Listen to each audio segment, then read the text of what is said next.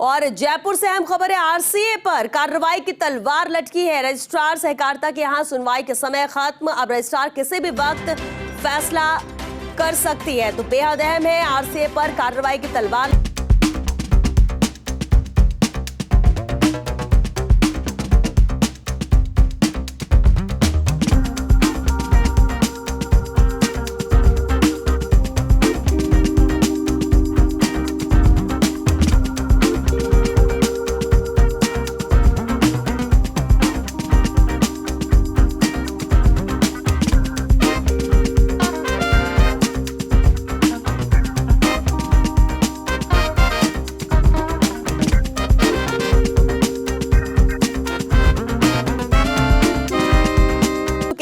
नरेश जी, बेहद अहम है अब, क्योंकि किसी भी वक्त फैसला आ सकता है। कब तक उम्मीद की जाए इस पर फैसला आने की, क्योंकि बेहद अहम मामला, कार्रवाई की तलवार लटकी है आरसीए पर।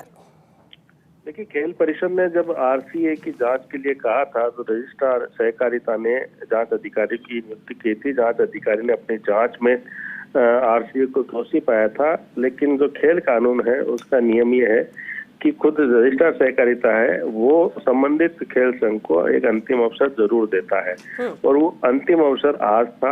28 तारीख तय थी, और जो ऑफिस का समय होता है शाम 6 बजे तक का, तब तक का ये समय था सुनवाई करने का। लेकिन जो हमें जानकारी मिली है उसके अनुसार अब चूंकि समय खत्म हो चुका है, और अब रजिस्ट्रार सहकारिता को आरसीए के बारे में फैसला लेना है।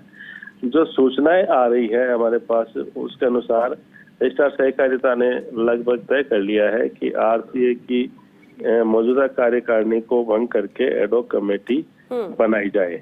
लेकिन देखिए, चूंकि क्रिकेट का मामला है और जब तक मैच की अंतिम गेंद नहीं फेंकी जाती तब तक मैच के परिणाम के बारे में कहा नहीं जा सकता। वैसा ही आज के फैसले को लेके है कि जो अभी जो रुझान दिख रहा है वो यही है कि आरसीए की कार्यकारिणी भंग करके एडहॉक कमेटी बनाई जा सकती है। लेकिन दूसरा पहलू ये भी है कि अंतिम गेंद तक का इंतजार करना चाहिए, यानी अंतिम जो फैसला जब तक नहीं आ जाए तब तक इंतजार करना चाहिए। क्योंकि जब आरसीए के बारे में फैसला होता है तो कई तरह की प्रेशर पॉलिटिक्स भी होती है, क्योंकि राजनेता इससे जुड़े हैं या राजनेताओं के रिश्तेदार इससे जुड़े हैं, तो ऐसे में आरसीए के बारे में फैसला लेना आसान नहीं होता। इस कारण से अभी जब तक रजिस्ट्रार सहकारिता अपनी जो कह सकते हैं अपनी मोहर नहीं लगा देती आरसीए के बारे में, तब तक हम जो है वो आधिकारिक रूप से नहीं कह सकते।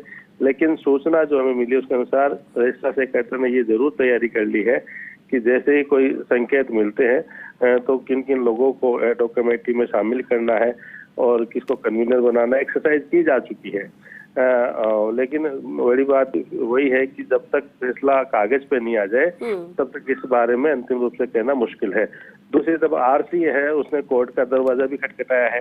जिस तरह से उनके खिलाफ जो कार्रवाई चल रही है, चाहे खेल परिषद की तरफ से हो चाहे रजिस्ट्रार सहकारिता की तरफ से हो, तो उसके खिलाफ आरसीए के ज्वाइंट सेक्रेटरी है, उन्होंने कोर्ट का दरवाजा खटखटाया है। हालांकि उस पर अभी सुनवाई नहीं हुई है, लेकिन आने वाले दिनों में जैसे हमें जो जानकारी मिली है कि लीगल मामले भी चलेंगे और कोर्ट में सुनवाई चलेगी। लेकिन अभी नजर इसी बात को लेके है कि जब आज समय पूरा हो गया है तो उसके बाद जो रजिस्ट्रार सहकारिता है वो क्या फैसला करती है। माना जा रहा है कि अब से कुछ देर बाद में इस बारे में स्पष्ट दिशा निर्देश जारी हो जाएंगे। बिल्कुल। नरेश जी, बस ये भी जानना जरूर चाहेंगे, क्या फैसला आज ही आ सकता है या अब हो सिर्फ फैसले का इंतजार है, बाकी सब फॉर्मेलिटीज और कार्रवाई या फिर जो भी देखना था सब हो चुका?